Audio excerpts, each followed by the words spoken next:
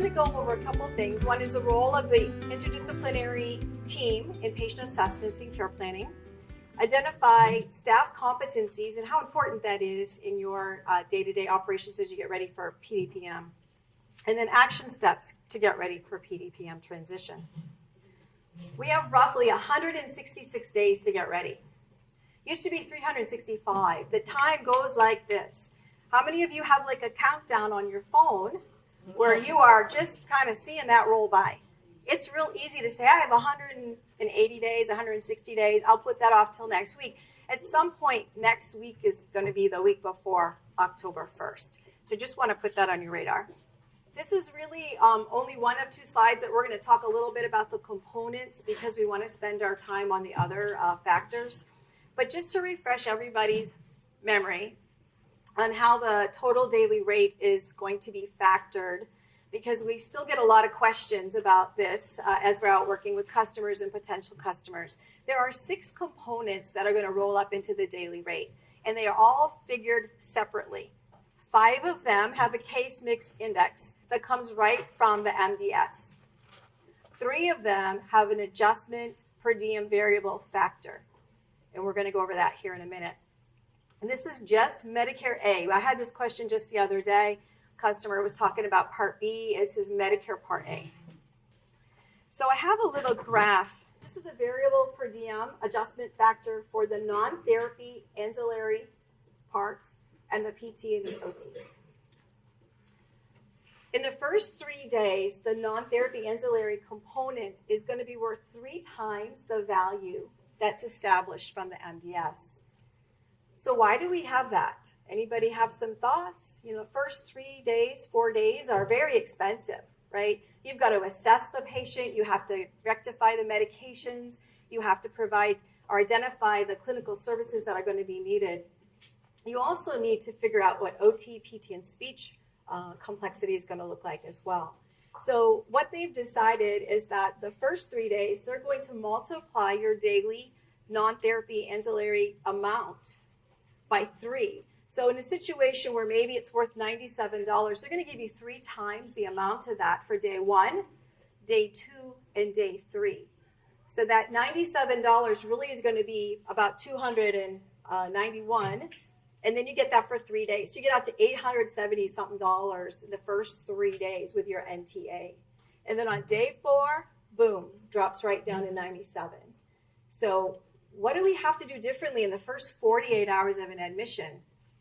We have a lot of information to gather because I don't think any of the administrators who I saw the hands go up can wait day 8, day 14 to find out what they got back on day 1, 2, or 3, right? It's your window of opportunity.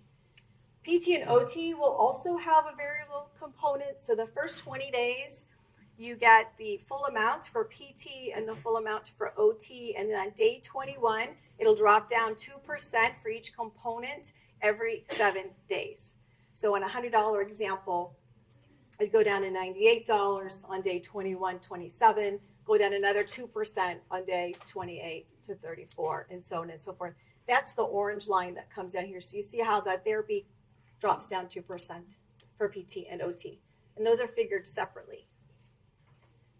Just wanted to kind of spell that out for you. So I'm going to have Kelly take over here, and let's talk a little bit about the IDT. All right, everybody. Well, nice to have everybody here, and looking forward to really talking about the IDT because we all have them, right? We all work with our IDT. We have meetings, but we really need to think about what those folks are doing in those meetings now and move towards what we need them to be doing for PDPM, right? And outside of those meetings, how are those people on the interdisciplinary team kind of bumping into each other? So one of the first places that we need to start is looking at coding, right? ICD-10 coding. How many of you have decided on the principal diagnosis for admission on the first day when someone arrives? Is there anybody that's out there that's kind of got that ICD-10 code figured out on day 1? Yeah? Great. So you're a little ahead of the game. A lot of facilities are kind of deciding that along the way. It's kind of by the time the MDS gets done, we've kind of got it down. But we need to be looking at that because as Lisa said, Administrators, do you want to wait until that MDS is done on day 7 to kind of have an idea of what your reimbursement is going to be for that person? Probably not, right?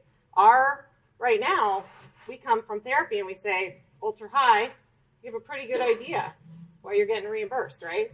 You know, I have 72% ultra high and I have 20-something% very high, and then I've got maybe one person in nursing, and so I have a pretty good idea what my revenue is going to look like this month. That is no longer the case in PDPM. So you're going to need some of this information in order to manage your business, right? So getting your IDT to work together now on diagnosis coding. That NTA component that Lisa talked about, right? That first 3 days, we need to get our teams familiar with that list of NTA diagnoses, because I think it is 34 out of the 50 items that drive NTA reimbursement are related to diagnosis coding. Okay, so that 3 days, that amount that you're getting tripled, a huge percentage of that is based on how you're coding. So you can send your business office person to a coding class, you can send your MDS nurse to a coding class, but your whole team needs to understand, right? Your social worker needs to understand that she needs to be looking for depression, because we need to code that, right? So it's not just those 2 people that may do it now.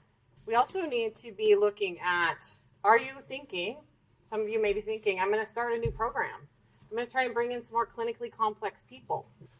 Does your team have the competencies to do that, right? Are they capable of taking care of that patient? Do our nurses know what they need to know? Do we have the equipment we might need to take care of them? We need to make sure, I know our surveyors know, we want to make sure that we're following our conditions of participation, right, for that skilled nursing facility. So we have to demonstrate competency, right? We need to put together a comprehensive care plan for that patient that really is going to meet their needs. So as you're looking at bringing in new programming, what are those competencies? Have we identified what those competencies are in order to provide the best care for that patient? And have we really worked with our teams to make sure that they have those in advance and that we have the resources available to care for that person? That first 7 days is going to be really critical for, as Lisa talked about, for establishing that plan of care and knowing what you're doing with that patient. But you don't want to wait till day 7 to know, right? We need to learn sooner. So right now is the time to be getting your team to tighten up that timeline, right? Teaching them how, are we meeting on the day after admit or the day of admit to figure out what's going to be that principal diagnosis, and doing that as a team. Competency wise, does your therapy team do any group or concurrent therapy now? One of the things that opens up a little bit more under PDPM is the option to do that.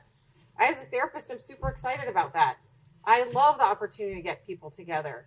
Some people do really much better together, but it's a skill, right? It's not something that every therapist comes equipped to do. So does your team know how? Is it something you want them to do? What are some of the ways that we might do a group, right? What are some of the ways that we might want to, do you have the physical plan to allow for that, right? Is your gym 4x4? You may not be able to physically host a group in your gym. So be looking at some of those things now.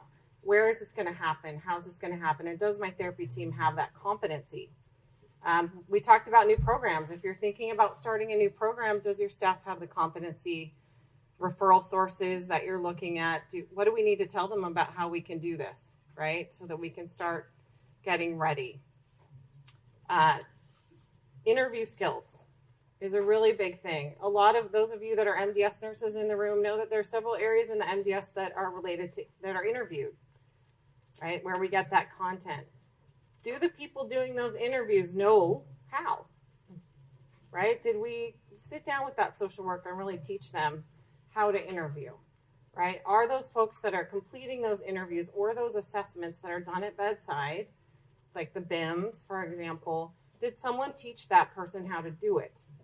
Those assessments become very important to you now, and each one of those people needs to know why, right? So we need to assess their competency. You may think you have a wonderful person in that role, but someone should be observing them doing some of that, so we're sure that they're really capturing that patient's care. And then also making sure that we're capturing things like depression. Some of these things that we check the box on the MDS cause a little work for the team, right? If I check this, I then have to do a care plan, and then I have to do all this stuff, right? And so they might give the patient the benefit of the doubt in that area because, well, he's not so much, well, kind of. They need to understand why, for example, depression is important for that patient, for their plan of care, for the patient's ultimate success, for their ability to participate with therapy, and for you to be able to accurately represent the amount of care that you're providing to that patient. So making sure that you're capturing things like that is going to be really key. So targeting some of those approaches to the thing. So taking a look at what's happening now on your teams. If you're looking around your table and you have a little bit of a weak link on the IDT, might be time to think about it, right? What does that person need to help them rise up? Are they on my bus? Are we all driving in the same direction? Because right now, therapy is really doing a lot of the driving in some facilities in terms of reimbursement, right? It's based on minutes. And so, but it's no longer. There's 188 items, as Lisa said, on this MDS. And each one of those needs to be supported. So each one of these team members is going to play a really key role in making sure that the care that you're actually delivering is reimbursed. So when we talk about the patient assessment process, we know that we have this loop, right? We develop that care plan the first couple days, we do that MDS, we document, we provide the patient care, and we hopefully get great outcomes. In PDPM, that care plan and that initial discussion of the team is really important to make sure that we've captured the reality of caring for this patient. More than 50% of skilled nursing providers surveyed now believe that they don't really need to do anything differently under PDPM, that they just need to keep providing great care and capture it better on this new MDS process, and they're going to be just fine. But it's really important to keep in mind that right now, over 92% of your days are paid for under therapy rugs. And that goes out the window. So documentation to support all of these other components of care may not be there because you haven't had to provide it as much of it before. So we really need to be thinking about not just the care that we're providing, but the care that we're documenting. I was able to attend have many of you been on the CMS calls, the open door forums, right? Do you know John Kane? He's that kind of sarcastic guy. You kind of picture him sitting with his arms crossed in the back, and then every once in a while he shoots out with something funny.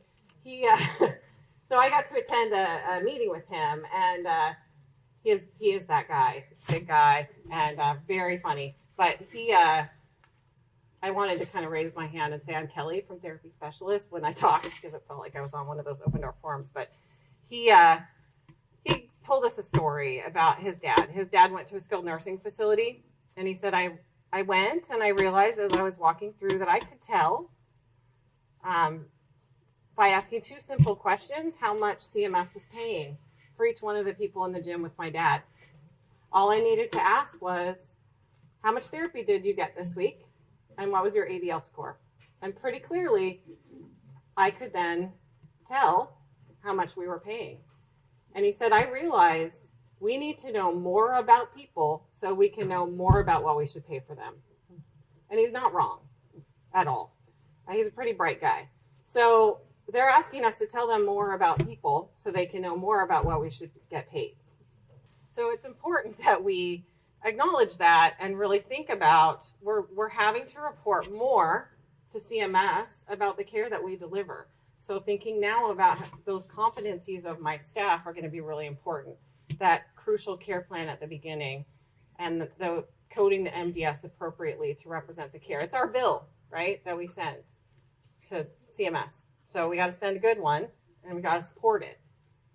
So I'm going to pass off to Lisa now, and she's going to talk a little bit further about coding.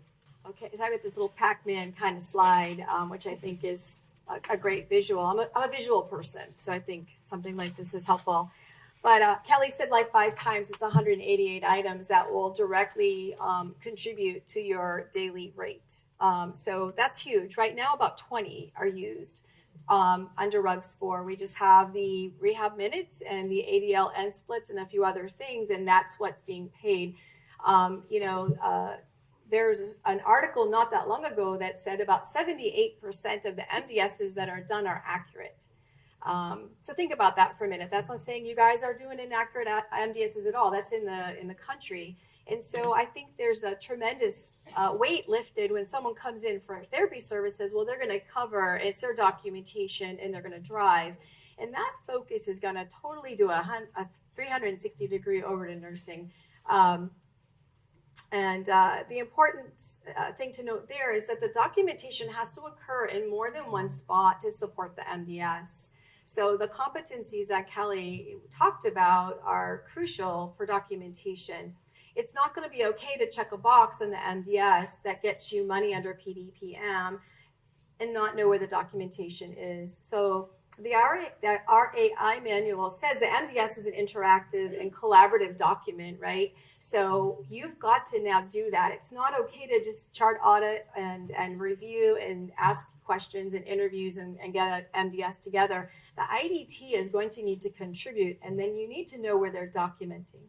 So let's look at a couple of things here. And I think the other thing to just talk a minute about is that the 5-day will set your payment for potentially the whole stay. And I say potentially because you might want to do an IPA and you might want to change under some conditions that you need to set as an individual facility. We're not going to talk about any of that today, but we could add a question if we need to. But it's important to note that you've got to get it right, or you could end up with really not great payment for that entire stay. So it's real important here. So on the MDS, so B and C, there's my COG section, right? I had a bunch of MDS people in the room, y'all raising your hand. So is therapy helping you in that cognitive section? Is speech helping you? Is OT helping you? Either one could help. But what are we doing? Are we contributing? Because we really want to make sure that whatever we got cognitive-wise, that we have it in therapy as well, right?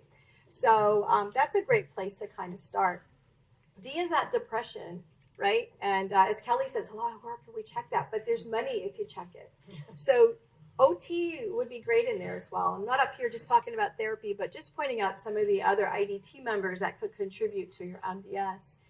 Section GG, we're not going there.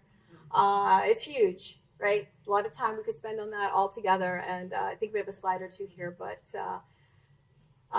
nursing and rehab functional component coming off of GG. That's big. So I wanted to capture that a little bit. H, there's a lot of NTA on H. I actually have a handout in the middle of your table. I put just a couple of them. If we have more, if we need more. But that's a handy little reference tool. It will crosswalk your PDPM MDS item to what is the PDPM component that's impacted by that item. So this is really cool. 6 pages. I've had MDS and other people kind of drool on this as I put it out. So it's yours today. And again, if there's not enough copies, let me know. We'll get you a copy. But just take a look at just like C0700 short-term memory. Well, that will be nursing component, PDPM COG level if you use if BIM score is missing, and a speech component will come right off of that one item. That's the 4th item on page 1. So that's kind of key, right?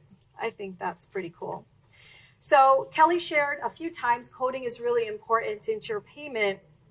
And also your short and long stay quality measures. So MDS is crucial. So it's more than one person, it's a team.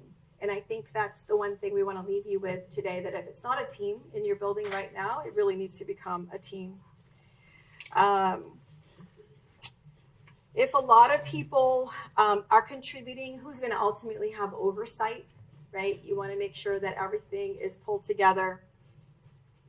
And as I was saying, rehab, nursing, and dietary, contributing to cognitive depression, hearing, vision, speech, prior level of function. Rehab's a great component for that section. Wounds. But you need more than just the code on the MDS. You need the documentation in all of those people's sections that contributed to it. Right now, if you're in a TPE, they pull a chart, that's an audit probe from CMS. Right now they're looking at the rehab documentation, they're pulling out something, you drop a rug level. Under the probes that could come from PDPM, they're going to want to see the supportive documentation on the MDS. So if it's not there in enough spots, it may not hold up for that audit. So you're at risk for more dollars here. So just want to put some of that out. So Lisa said we might talk a little bit about Section GG. It's a really key item in PDPM and in your quality measures.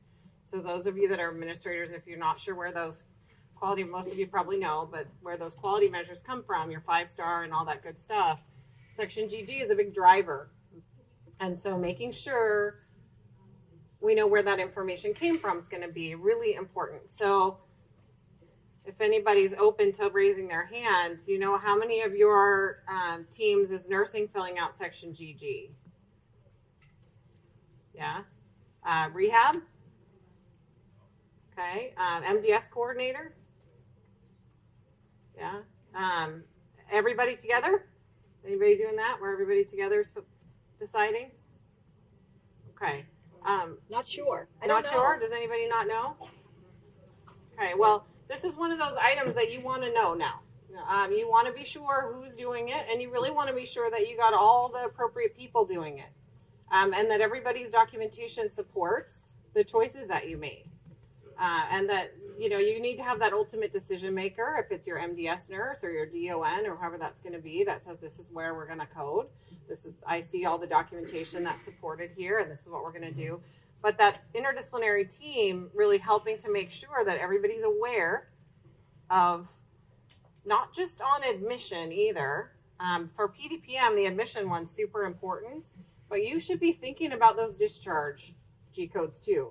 Because when we're looking at our quality measures, right, a lot of those discharge measures look at how much progress someone made. So you want to keep your eye on that, right? Where is this person coming out at discharge? The other piece is looking at this early and being aware of all the rules, right? If therapy's doing it, we're doing it that's on our eval, right? It's pre-intervention. If nursing's doing it, you're collecting data over a period of time. So those are two different things, right? And so you really need to look at your MDS and what the regulations are, and make sure that you're taking all of those things into account. So we talked a little bit about also Section GG driving reimbursement and PDPM in a couple of buckets. I call them buckets. Lisa showed that slide at the beginning of all the different now new components of PDPM. And so there's a nursing component, right? There's a PT bucket, there's an OT bucket. Nursing, PT, and OT buckets are all driven by Section GG, partly. And it's important to know that in some of the categories, there's a little bit of an inverse relationship. Okay, so the gray items up here are the ones we share. So PTOT and nursing share those items. They get coded. That's what gets pulled to help drive reimbursement. Sometimes for some of the different codes, if the patient's more independent, a little more money goes in the rehab bucket, PTOT bucket. Other items, other different complexities, different ICD-10 codes, if the patient's more dependent, more reimbursement goes in the nursing bucket. It's just important to be aware of that, right? We don't want any misaligned incentives, right? We all want to be rowing in the same boat, go in the same direction. So it's not every code, but there are some. So just being aware as we're working together that sometimes you're going to want to choose, right? We want to make sure that we're accurately representing the patient, right? We want to make sure that our documentation supports the most appropriate code that is about the care that we're providing to the patient. So transitioning to the next level is really important to us all. we've all been working over the last several years at our warm handoffs, right? Getting good information from the hospital, giving good information to that next downstream provider, and then discharge planning. And so what we really want to do is avoid focusing on just one thing. We want to make sure that we're keeping all of these PDPM items in play, and all the things we learned about that person, passing them on to that next provider. All those things we need to know from the hospital, asking now, right? If we aren't getting good coding information from the hospital, we got to start now. We can't start in October. We got to start building those bridges and getting what we need from them. So I'm going to pass back on to Lisa. So we put out a lot of items up through now with just some things that you want to consider focusing on that maybe you haven't focused on yet. And then we're going to move into this section about the action plan. So how many of you have an action plan right now? Should be proud. Great. Yay. Yay. You know, I think it's one of those things like, when do we start, right? When do we have time, right? You have a that seemed to be a funny question. Well, hopefully today we can help you get started on one. Absolutely. So on this slide, just a couple of thoughts out here. So the transition team. So who's on the team? Because sometimes I hear, well, I'm sending the MDS to all these webinars, and MDS is, you know, the key. And we talked about how it's the conduit for payment. Absolutely. The team is key. And so who's on the transition team, and what's everybody's role? Because you need somebody who's going to pull it all together and be saying, okay, we said we were going to get this done by the end of April. How are we doing on that, right? So we need the people that, maybe it's your IDT that's on that. I like to think of what's the tier after IDT, right? Who doesn't come to IDT that needs to help assess clinical outcomes and how that patient's presenting and care we need to do. So who's on that second tier? Because I don't know that dietary is on my IDT. They may be, depends on the facility, but that's certainly somebody you want as team. Business office, not really seeing that out there in a lot of locations on an IDT.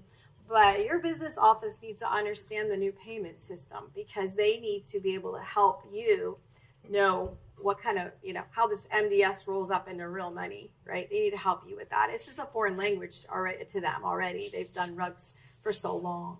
So those are just a couple thoughts on that transition team. And then your training plan. I have a document I'll push up here in a minute, but as a visual person that I am, I really appreciated a way to look at Q1, Q2, Q3, and Q4, and what do we want to get done in a given facility on each quarter. There's things that could go all the way down to August. There are things we needed to know right now. I totally think assessing your team skills is something you want to know now, because as Kelly said, if there's somebody who does a good job but maybe not the best person in a particular role, now's the time to maybe make a change or add to some support so they can be stronger. I'm sure you guys have all done your impact analysis. You all got that file. Gosh, that was like last summer. That all went out. You all saw how you were doing with your rugs compared to your PDPM in that window of time. But making sure that you continue to look at that with your vendors. I'm sure that you have access to having a vendor take your MDSs and run them through their system and tell you, you know, any adjudicated claim, how it looks under PDPM now, so you get a more real-time view. And if you're not having that, you can talk to us after, but that's something a lot of people are offering.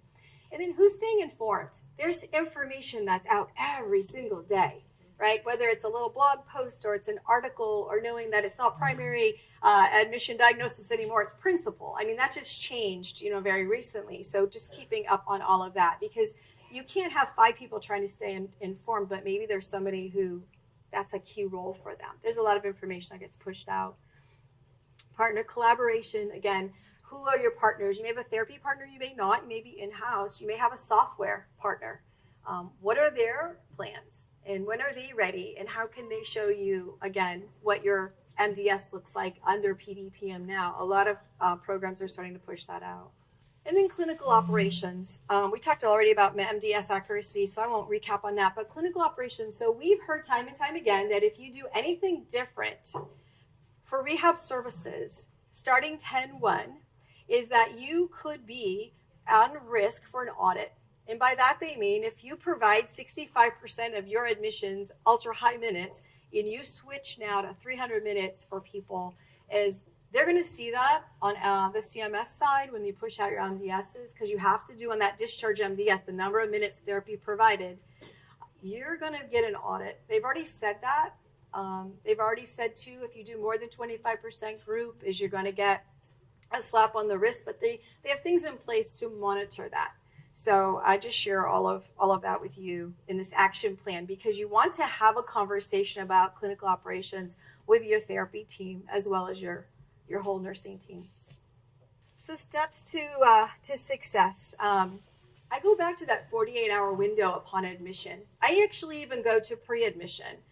You know who's coming in today. Do you already have a look-see of their drug list? You've already decided what some of the complexity codes are going to be on your MDS. Your team's already, we're waiting for this person to come in. We already start getting this information together.